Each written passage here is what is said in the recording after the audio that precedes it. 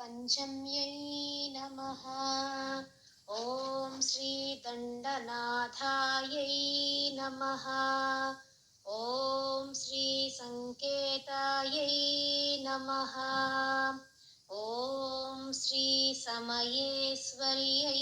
नमः। ॐ श्रीसमयसङ्केतायै नमः। ॐ श्रीवाराह्यै नमः।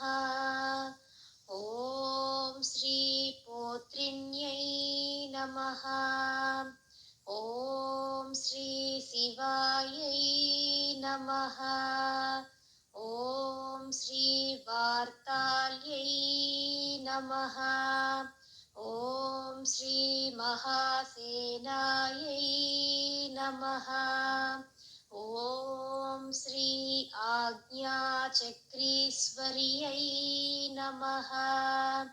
ॐ श्री अरिज्ञै नमः।